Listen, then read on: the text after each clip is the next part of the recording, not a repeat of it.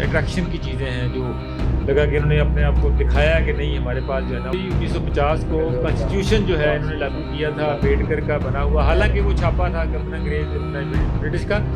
Article 25 में इन्होंने add कर दिया जी कि जो ये तीनों जो धर्म हैं, ये तीनों जो रिलीजन है, सिख, जैन और बुद्ध मत, ये हिंदू ही होते हैं। इस दफ़ा जो मिलिट्री परेड है जी, उसकी ये जो रिपब्लिक डे पे उसकी खासियत ये है कि नाग मिसाइल जो है एयरक्राफ्ट वो दिखा रहे हैं इसमें, फिर इसके अंदर उसको डिस्प्ले कर रहे हैं, हालांकि वो भी पहले से है। दोस्तों मैं हूं जब्बार चौधरी और आप देख रहे हैं आज़ाद डिजिटल। हिंदुस्तान का जो है वो 26 जनवरी को रिपब्लिक डे होता है, तो उन्होंने कुछ अपनी मिलिट्री माइट को दिखाया, कुछ चीज़ें डिस्प्ले की गई। आज ज़रा वन बाय वन देखते हैं कि कौन से ऐसे जो वेपन्स हैं वो डिस्प्ले किए हैं, जो उन्होंने अपनी मिलिट्री कैपेबिलिटीज़ में ऐड किए हैं। तो मेरे साथ गुफ्तगू के लिए मौजूद हैं geopolitical senior analyst colonel retire Abid Latif साहब। आपने परेड देखी, इनकी चीज़ें सामने लाए हैं, क्या क्या इसमें आपको लगा कि अट्रैक्शन की चीज़ें हैं जो लगा कि इन्होंने अपने आप को दिखाया कि नहीं हमारे पास जो है ना वो ऑपरेशन सिंदूर के बाद, क्योंकि ये पहली परेड थी अपना मिलिट्री माइट का कह लें कि इजहार, शो ऑफ, तो उन्होंने कुछ नया, कोई लगा आपको कि कुछ नया है हट के? जी पहले तो इससे पहले रिपब्लिक डे ये जो है ये मनाते हैं अपना, this is in recognition for India becoming a democratic state. 26 जनवरी 1950 को कॉन्स्टिट्यूशन जो है इन्होंने लागू किया था अम्बेडकर का बना हुआ, हालांकि वो छापा था अपना अंग्रेज अपना ब्रिटिश का, लेकिन ये इन्होंने रिपब्लिक डे में, कर्नल साहब मेरा जो कि काफी जबरदस्त ये सब्जेक्ट है, तो आज के दिन कॉन्स्टिट्यूशन पास हुआ है। कॉन्स्टिट्यूशन पे कभी बात नहीं करेंगे आप। कॉन्स्टिट्यूशन में बहुत ज्यादा फ्लॉज हैं, फ्लॉड कॉन्स्टिट्यूशन है। उसी तरफ आ रहा था कि कॉन्स्टिट्यूशन जो है वो आप कहते हैं कि जी सेकुलर था या नहीं था, हमने उसको सेकुलर बनाना है। कॉन्स्टिट्यूशन में आपने डिफरेंट माइनॉरिटीज़ और जो ट्राइब्स हैं और जो कास्ट हैं उनकी जगह दी थी, मुसलमानों की जगह थी, डिफरेंट स्टेट्स थी, डिफरेंट यूनियन टेरिटरीज थी।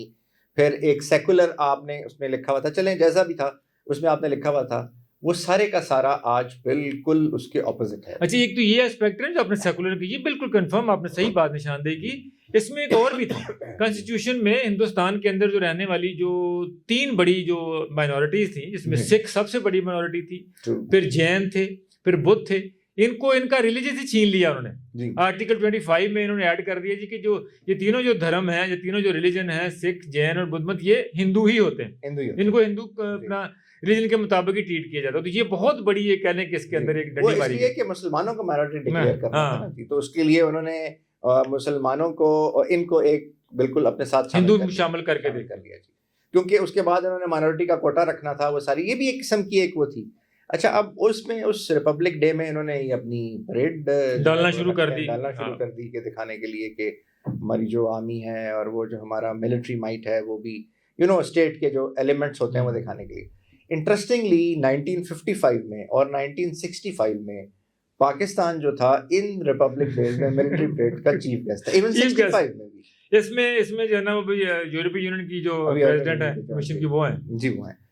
तो इस दफ़ा जो मिलिट्री परेड है जी, उसकी ये जो रिपब्लिक डे पे उसकी खासियत ये है कि इनका कहना ये है कि ये डिपिक्ट करती है इंडिपेंडेंट और इंडिजिनियस जो चीज इंडिया को, जिसको ये एक मुश्किल सा हिंदी का लफ्ज बोलते हैं जो इस वक्त मैं प्रोनाउंस नहीं कर पा रहा, और दूसरा विकसित आत्मनिर्भर कहते हैं, मेक इन इंडिया, उसको इंग्लिश में मेक इन इंडिया। तो जो एक जो सेल्फ सस्टेनेंस और सेल्फ प्रोग्रेशन की तरफ जो इंडिया जाता है, आत्मनिर्भर, और दूसरा जो है वो विकसित भारत की तरफ, यानी जिस वक्त भारत जो है एक मॉडर्न कंट्री, डेवलप्ड कंट्री होगा।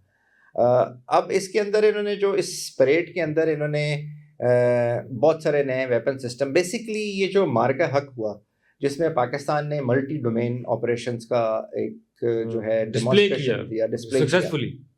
तो अब इन्होंने ये जो आज की जो परेड है ये उससे सारी की सारी मुतासिर हुई। अगर आप देखें तो इन्होंने वो जो पेनाका इनका एंटी जो मल्टी रॉकेट बैरल सिस्टम है वो इसमें दिखा रहे हैं, हालांकि वो पहले से इनके पास है। नाग मिसाइल जो है एंटी एयरक्राफ्ट वो दिखा रहे हैं इसमें, फिर इसके अंदर उसको डिस्प्ले कर रहे हैं, हालांकि वो भी पहले से है और उसकी बहुत हाइप है।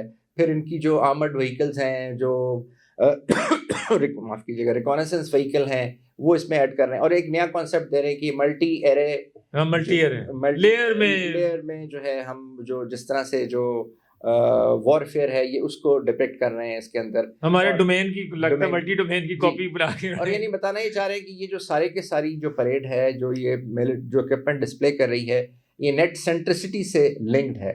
यानी कि ये सारे के सारे equipment, reconnaissance vehicle, armoured vehicles, tanks और जो इनके सारी जो बाकी जो चीज़ें हैं वो सारी की सारी आपस में लिंक है और नेट सेंट्रिक वॉरफेयर का हिस्सा है। उसके साथ साथ बीच में ये ब्राह्मोस जो है उसका डिस्प्ले है, फिर जो T90 टैंक है उनके, T90 टैंक है जिसका बड़ा उन्होंने जिसमें उन्होंने चीज़ें एडिशन भी की हैं। उसकी जो ऊपर जो टॉप है कैनोपी जो है जो टैंक की जो ड्राइवर और कमांडर का जो वो होता है जी कपोला, उस कपोला के ऊपर उन्होंने एक चीज़ लगा दी है, एक छज्जा सा, एक वो जिसको वो कह रहे हैं कि ये प्रोटेक्शन है अगेंस्ट ड्रोन्स। अच्छा। क्योंकि ड्रोन अब ऊपर से टैंक पे अटैक करते हैं और टैंक को वो जो करते हैं तो ताकि वो उसको अटैक ना कर सकें। सो इस तरह की चीज़ें हैं बहुत सारी। फिर उन्होंने बहुत सारे जो ड्रोन्स हैं उसकी नई जो यूनिट्स हैं, क्योंकि इन्होंने आपको याद होगा हमने पहले भी बात की थी ड्रोन की बहुत यूनिट्स जी 300 इन्फेंट्री यूनिट्स के अंदर इन्होंने एक ड्रोन प्लेटून भी ऐड की है। फिर उन्होंने वो जो नई बटालियंस कुछ बनाई हैं जो कमांडो और इन्फेंट्री के दरमियान की चीज़ है, वो भी काफ़ी सारी बटालियंस बनाई हैं जिसको भैरव बटालियंस कहते हैं। तो इस तरह की बहुत सारी स्ट्रक्चरल चेंजेस, इक्विपमेंट में चेंजेस, और जो उनके डिप्लॉयमेंट में या जो उनकी टेक्टिकल और ऑपरेशनल डिप्लॉयमेंट है जिसको ये एरे जो है ये कह रहे हैं कि एरे डिप्लॉयमेंट है, तो वो उस तरह से करके इन्होंने एक ही चीज़ें की और उसका डेमोन्स्ट्रेशन किया और ये बताने के लिए कि जो, और साथ में ये एक मैसेज देने के लिए कि जो ऑपरेशन संदूर था वो हमने उसमें विक्ट्री हासिल की, हमने ग्राउंड फोर्सेस में भी विक्ट्री, ग्राउंड बैटल्स में भी विक्ट्री हासिल की, हमने एयर बैटल में भी विक्ट्री हासिल की, हमने हर तरीके से विक्ट्री हासिल की। तो उसको ऑथेंटिकेट करने के लिए उसका ये अपनी तरफ से जो डिस्प्ले दिखा रहे हैं वो इन वेपन सिस्टम्स। इन्होंने अभी आज एयरफोर्स का, इंडियन एयरफोर्स का जो एक फॉर्मेशन भी इन्होंने बनाई कि जिसको उन्होंने सिंदूर फॉर्मेशन का नाम दिया। उसमें 2 राफेल थे, 2 उसमें जो है ना वो Su-30 थे और MiG-25 के थे, 6 तैयारे उन्होंने इस तरह फॉर्मेशन बना के उड़ाई।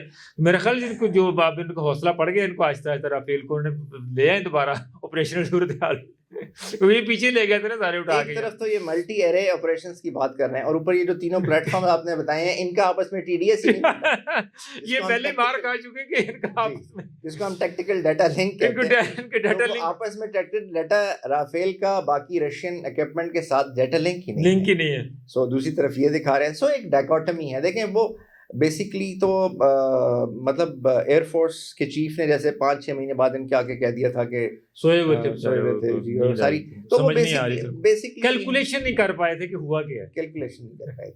तो देखें आप बेसिकली तो अपनी आवाम को, आप बेसिकली अपनी कौम को, अपनी मिलिट्री को, एयरफोर्स को आप गलत फीड कर रहे हैं।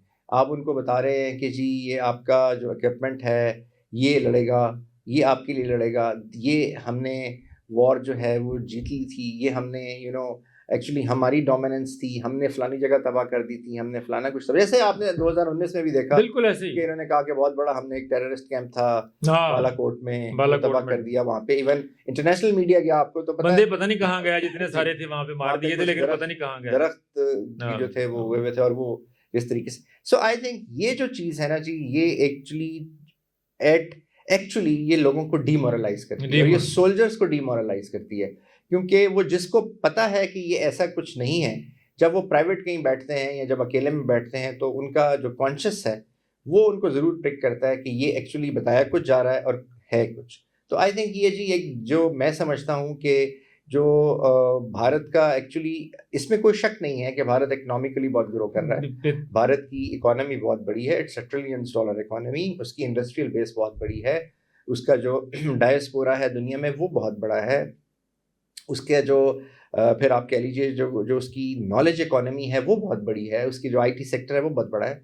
बट नेवरदलेस उन एरियाज़ के अंदर आप उसको इंटरमिंगल नहीं कर सकते इन मिलिट्री अफेयर्स की चीज़ों के साथ। तो जब आप एक मिलिट्री स्ट्रेंथ को डिपेक्ट करते हैं जबकि वो नहीं होती, तो फिर एक्चुअली जो आपकी डोमिनेंस एक्चुअल सेक्टर्स में है वो भी बिलेटल हो जाती है। जो आपके इकोनॉमिक सेक्टर में जो डोमिनेंस है वो भी बिलेटल हो जाती है, क्योंकि फिर दुनिया उसको भी एक्सेप्ट नहीं करती। जैसे आपने देखा वो भी डिग्रीज का इशू निकल आया, बिल्कुल फेक डिग्रीज का इशू आ गया। अभी पूरे यूरोप में और अमेरिका में जो डायस्पोरा है उनकी नौकरियों का इशू हो गया है। आईटी सेक्टर से अब जो लोग हैं वो इतने, जिस तरह से पहले उनको लिया जा रहा था अब उनको नहीं लिया जा रहा। H1B वीजा के ऊपर भी कुछ रिस्ट्रिक्शंस जो है वो लगी हैं। और दूसरा ये अब यूरोप जो है उसकी वो भी यानी कि बड़ा इंटरेस्टिंग इसमें जो यूएस के जो ट्रेड सेक्रेटरी हैं उन्होंने बड़ी इंटरेस्टिंग बात कही। उन्होंने कहा कि यूरोप जो है यूरोपियन यूनियन वो इंडिया के साथ ट्रेड का मुआहदा कर रहा है, और इंडिया जो है वो रशिया से ऑयल खरीदता है, रिफाइंड करता है, और उसके बाद वो यूरोप को बेचेगा। तो इसका मतलब है कि यूरोप जो है वो अपने खिलाफ ही वॉर को फंड कर रहा है। हाँ। ये एस्पेक्ट जो है ये भी तो दुनिया के सामने है ना। हाँ जी, बिल्कुल है, बिल्कुल है। देखें यूरोप जो है वो डेफिनेटली, यूरोप को समझ नहीं आ रही कि वो क्या कर रहा है, किधर जाना चाहिए उसको। हाँ बिल्कुल। ये अब देखें ये जो यूक्रेन की वॉर है ना, एक्चुअली यूरोप का मसला क्या है जी? यूरोप का मसला ये है कि वो अगेन वो एक सोसाइटी, इनलाइटेंड सोसाइटी हो गई, वहाँ पे नॉलेज है, नॉलेज बेस्ड सोसाइटी है, और जो स्टैंडर्ड ऑफ लिविंग है वो बेहतर है। लेकिन उन्होंने सेकेंड वर्ल्ड वॉर के बाद यहाँ उनको इजाज़त नहीं थी, ये एक अलग डिबेट है, यहाँ वो इसको करना नहीं चाहते थे। उन्होंने अपनी जो डिफेंस फोर्सेस और जो सिक्योरिटी है वो उन्होंने अम्ब्रेला ले ली, और जो एक्सटेंडेड डेटरेंस है वो ले ली अमेरिका की। तो इसकी वजह से उन्होंने वो अपनी ये चीज़ें वहाँ पे बिल्ड नहीं की। अब जब वो किसी ऐसी सिक्योरिटी सिचुएशन में आते हैं, सो उनके पास कोई मॉडल नहीं है, कोई उनके पास फॉर्मूला नहीं है, उनके पास कोई रोड मैप नहीं है कि वो किस तरह बिहेव कर सकें। तो फिर वो इस तरह की जो है ना वो बातें करते हैं। इसीलिए यूक्रेन जो है वो देखें, इस वक्त यूक्रेन एक टेस्ट केस है पूरे यूरोप के लिए, क्योंकि अगर खुदा ना खास्ता यूक्रेन फॉल करता है तो फिर रशिया ने हालांकि ऐसी कोई इंटेंशन नहीं शो की कि वो यूक्रेन से आगे जाएगा, लेकिन जितने मुल्क हैं अब वो वहाँ पे इनसिक्योर हुए हैं। और वहाँ पे इस वक्त इसीलिए ट्रंप ने, आपको याद होगा, तो कहा था सारी इन कंट्रीज को, यूरोपियन को, कि आप नेटो के अंदर अपना जो शेयर है उसको 2 या 3% से 5% ऑफ जीडीपी करें। अब 5% of GDP is a huge amount. तो इसके लिए कुछ मुल्कों ने किया और कुछ मुल्क नहीं कर रहे हैं, और ज़्यादातर जो है इस पे भी बहुत इशू है कि जी ये हम क्यों करें जब हम अमेरिका को नेटो के लिए और एक्सटेंडेड डेटरेंस के लिए और इस सिक्योरिटी अम्ब्रेला के लिए पैसे देते हैं। तो I think that is good enough. So ये बहुत कंफ्यूजन है। बहुत शुक्रिया कर्नल साहब। दोस्तों अपने कुछ चीज़ों को कर्नल साहब ने डिस्कस किया कि कौन से वेपन्स हैं, तो हमें जो ओवरऑल जो एक सेंस मिली है वो ये कि कोई खास ऐसा कोई बहुत कोई एक्स्ट्रा ऑर्डिनरी कोई लीथल वेपन इंडिया ने जो है ना वो हमें डिस्प्ले नहीं किया, ऐड नहीं किया, कि जो है वो बिल्कुल ऐसे ही है जितनी हमारी तरफ जो है ड्रोन्स की अपना सूरत हाल कुछ चीज़ें ऐड हुई हैं, और पाकिस्तान के अंदर भी वो बहुत ज़्यादा हम उसमें भी बहुत ज़्यादा एडवांसमेंट कर रहे हैं। तो वैसे तो ज़्यादा जंग होनी नहीं चाहिए, लेकिन अगर खुदा ना खास्ता को होती है तो वो आपको पता ही है कि मार का हक जैसी सूरत हाल ही रहेगी। इजाज़त दीजिए, अल्लाह ने के बाद।